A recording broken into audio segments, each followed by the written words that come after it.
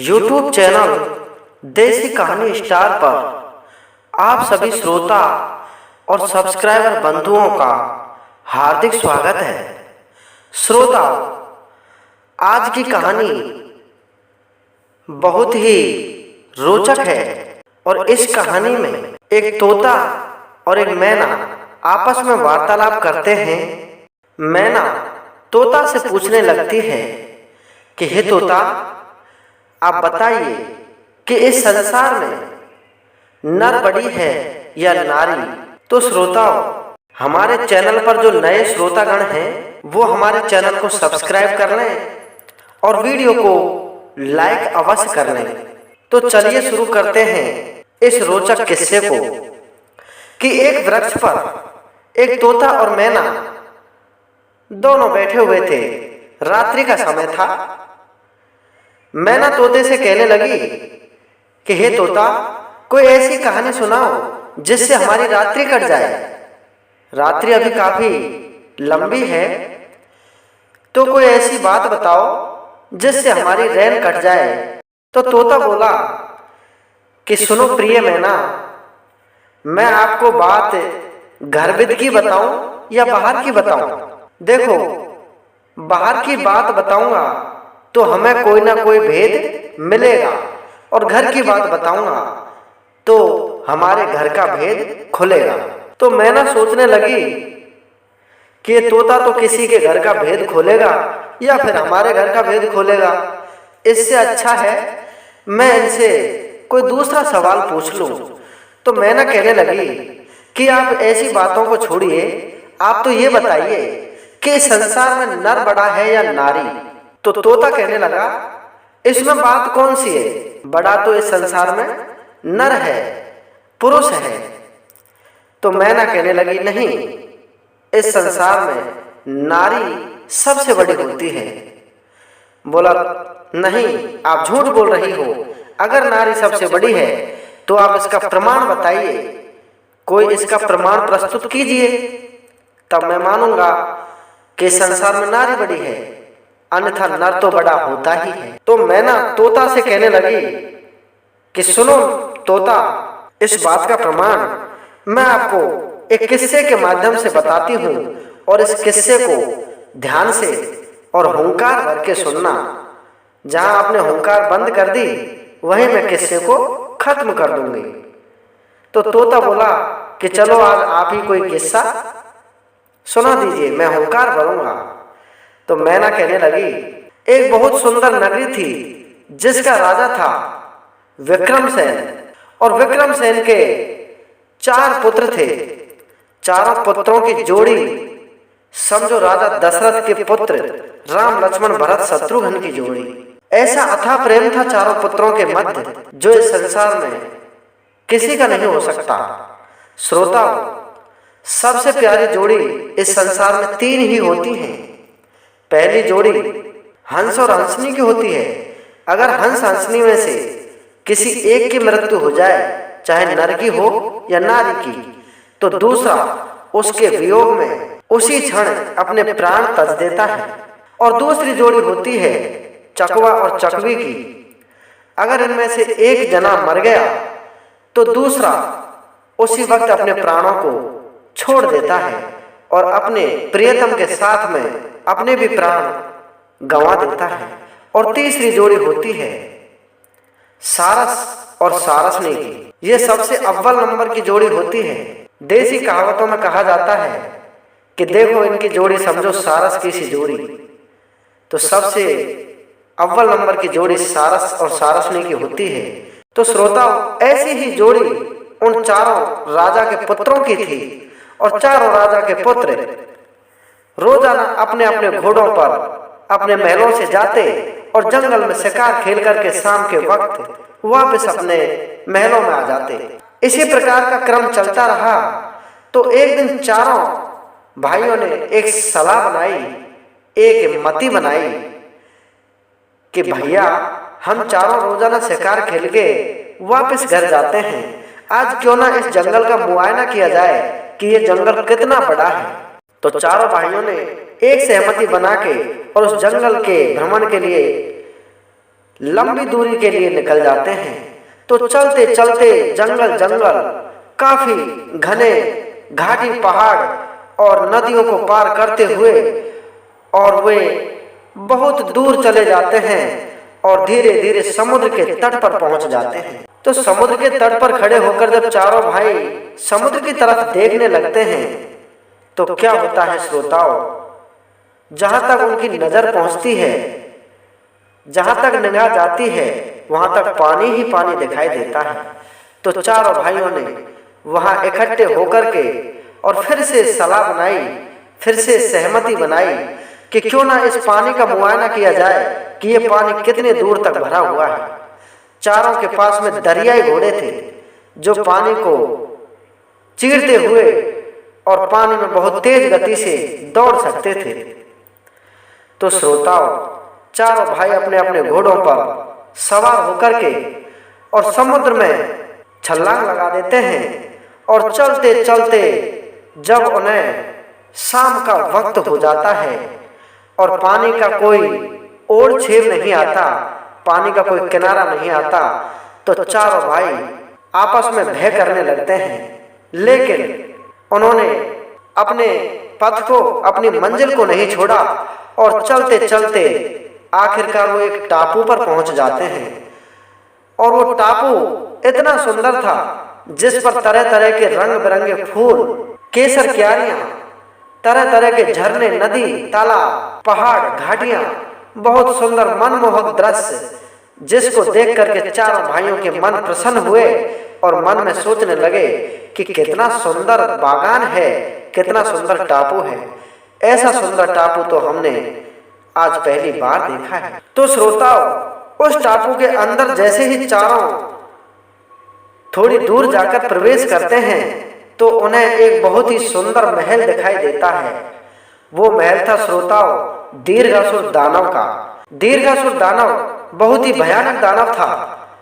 वह जीव, जानवर, पशु, पक्षी, इंसान सबको एक झटके में खाकर के खत्म कर देता था। इतना भयानक दाना था, लेकिन किसी देवी मां के श्राप के कारण उस दीर्घासुर दाने की तो मृत्यु हो गई और वह अपनी 4 दानव पुत्रियों को छोड़ करके और संसार से विदा हो गया। तो श्रोता, उसकी जो 4 पुत्रियां थी वो उस महल के अंदर विचरण करती थी। दिन के समय में वो शिकार पर जाती और रात के समय में वे 4 बहनें जो दाने की पुत्री थी वो उस महल में आराम फरमाती। तो जैसे ही वो 4 भैया अपने अपने घोड़ों को लेकर उस महल के समीप पहुंचे, उस महल के समक्ष पहुंचे, तो उन 4 बहनों में से जो सबसे छोटी बहन थी वो दरवाजे पर आकर घोड़ों के पैरों की आहट को सुनकर के बाहर निकली और देखती है चांदनी रात थी। श्रोताओं, चांदनी रात में 4 राजा के पुत्रों को देख करके वो दाने की पुत्री उन पर मोहित हो जाती है और एक बार तो सोचने लगती है कि इन 4 से मैं अकेली ही शादी करके अपने जीवन को धन्य बना लूं। लेकिन उसके मन में विचार आया कि मेरी 4 बहनें हैं और ये 4 मर्द हैं, शायद भगवान ने हमारी जोड़ी इनके साथ में ही बनाई हो। उन 4 मर्दों को देख करके वो सबसे छोटी जो बहन थी वो अपनी 3 बहनों के पास में गई और कहने लगी कि सुनो बहनों, आज हमारे महल के पास में 4 बड़े ही सुंदर राजकुमार आए हैं और इतने सुंदर राजकुमार हैं जो हमने आज से पहले कभी नहीं देखे। तो उसकी जो तीनों बड़ी बहनें थी वो उसे कहने लगी कि हे छोटी, आप जाइए और उन 4 राजकुमारों को अंदर बुला करके लाइए। अपनी बड़ी बहनों का आदेश पाकर छोटी बहन उन 4 राजकुमारों के पास में पहुंची और उनसे कहने लगी कि हे राजकुमारों, आप अपने घोड़ों को तो बाहर ही बांध दो और आपका हमारे महलों में स्वागत है, आप अंदर चलिए। तो श्रोताओं, 4 बहनें उन 4 मर्दों की बड़ी आवभगत करती हैं। महलों में पलंग पर उनके लिए खाना बनाती हैं और कहने लगती हैं कि आप बहुत दूर से आए हो, आप इन महलों में इन पलकों पर आराम कर लीजिए। तो श्रोताओं, ऐसा महल, इतना भव्य महल जो उन चारों राजकुमारों ने कभी नहीं देखा, इतना सुंदर महल था। चारों राजकुमार बड़े प्रसन्न हुए कि इतना अच्छा और इतनी अच्छी सुंदरी ये चार कन्याएं हमारा इतना स्वागत कर रही हैं। लेकिन श्रोताओं, वो चारों कन्याएं जो दानव पुत्री थी, उनका एक नियम था, जो भी कोई मर्द उनके पास में आता 6 महीने उसकी सेवा करती और 6 महीने के बाद में उनको खा जाती थी। अब चारों भाइयों को तो पता नहीं कि 6 महीने बाद में हम चारों की मौत इन्हीं के हाथों होने वाली है। तो श्रोताओं, दिन के समय में उन चारों राजकुमारों को उस महल के अंदर बंद करके वो चारों राक्षसी कन्याएं आसमान में उड़ करके अपने शिकार के लिए चली जाती और शिकार करके अपना पेट भर के रात्रि के समय में उन चारों के पास में आकर के सो जाती और उनकी बड़ी सेवा चाकरी करती, उनको खिला पिला के बिल्कुल मोटा कर लिया। तो श्रोताओं, जैसे ही 6 महीने पूरे होने को आए तो उनमें से जो सबसे छोटी कन्या थी, दानव कन्या थी, वह अपने पति से कहने लगी कि सुनो, मैं आपको एक बात बताना चाहती हूँ, लेकिन वो बात आप किसी को मत बताना। तो सबसे छोटा राजकुमार कहने लगा कि मैं आपकी बात किसी को भी नहीं बताऊंगा, लेकिन आप मुझे अपनी बात निश्चित होकर के बताइए। तो सबसे छोटी जो कन्या थी वो कहने लगी कि हम चारों बहनें जिस किसी भी इंसान को इस प्रकार से खाना खिलाती हैं, इज्जत देती हैं, 6 महीने बाद में हम उन्हें खा जाती हैं। ऐसी बात उस राजकुमार ने उस कन्या के मुंह से सुनी तो उसके पैरों तले से जमीन खिसक गई और वह डर के मारे कांपने लगा और उस कन्या के सामने हाथ जोड़कर कहने लगा कि हे देवी, आप बताइए आप कौन हो। तो वो कन्या कहने लगी कि हमारा जो पिता था वो दीर्घासुर दानव था और हम उस दानव की 4 पुत्रियां हैं। हम भी दानव कन्याएं हैं। हम इंसानों को बड़े चाव से खाती हैं और कल आपके 6 महीने पूरे हो जाएंगे। कल आपका अंतिम दिन है। कल आपके शरीर को खाकर हम अपनी आत्मा को तृप्त करेंगे। ऐसी बात सुनी तो राजकुमार हाथ जोड़ करके उस कन्या से कहने लगा कि आपको सौगंध है आपके पिता की, आप हमारे प्राणों की रक्षा करना। तो श्रोताओं, उस राजकुमार की बात सुनकर के उस छोटी राजकुमारी के, उस छोटी कन्या के मन में दया आ जाती है।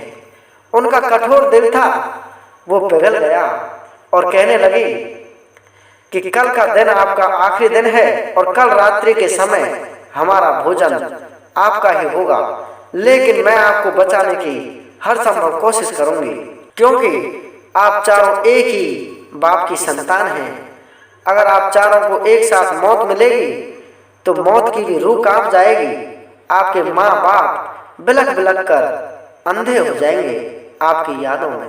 तो श्रोताओं, दूसरे दिन जब वो चारों कन्याएं शिकार के लिए जाती हैं तो एक कन्या उनमें से कहने लगी, आधी दूरी पर जाकर छोटी जो कन्या थी वह कहने लगी कि हे बड़ी बहनों, मेरे पेट में आज बहुत तेज दर्द है और मैं शिकार के लिए नहीं जा सकती। मैं इस पेड़ के नीचे आराम करूंगी। आप शाम के वक्त जब वापस आए तो मुझे साथ में लेकर के अपने महलों में ले चलना। मैं तब तक यहीं पर आराम कर रही हूँ। तो श्रोताओं, सबसे छोटी कन्या को पेड़ के नीचे सुला करके और जो बड़ी बड़ी कन्याएं थी वो शिकार के लिए उड़ गई। इधर वो सबसे छोटी कन्या वापस अपने महलों में आती है और तब तक वो सबसे छोटा राजकुमार था वो अपने चारों भाइयों से कह देता है कि सुनो भैया, जो हमारी पत्नी के रूप में हमारे साथ में ये कन्याएं रह रही हैं, ये कन्याएं नहीं हैं, हमारी पत्नी नहीं है, ये दानव कन्याएं हैं। ये इंसानों का मांस खाती हैं और आज रात्रि को ये हमारा मांस अवश्य खा लेंगे। तो श्रोता, ऐसी बात जब छोटे के मुंह से चारों बड़े भाइयों ने सुनी तो उनके हाथ पैर काम करना बंद कर देते हैं और डर के मारे उनका शरीर घबराने लगता है। सबके पसीने छूट जाते हैं और मन में सोचने लगते हैं कि आज इनसे कैसे प्राण बचाया जाए।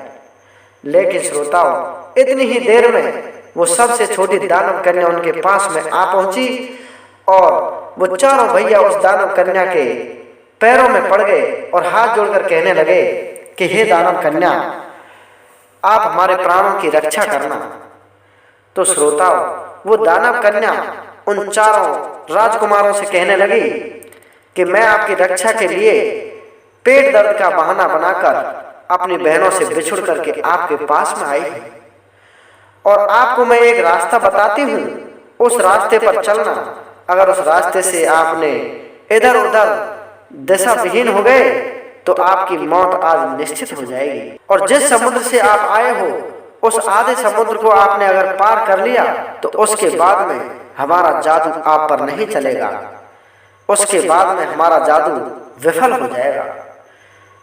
तो श्रोताओं, वो छोटी ही छोटी कन्या उन चारों भाइयों के लिए एक मुट्ठी चने पढ़ करके देती थी और उन चनों को वो चारों भाई अपने अपने मुंह में डाल लेते हैं और वो कन्या कहने लगी कि जब तक ये चने आपके मुंह में रहेंगे, ये जादू के पड़े हुए चने हैं, तब तक आपको कोई कुछ नहीं कर सकता।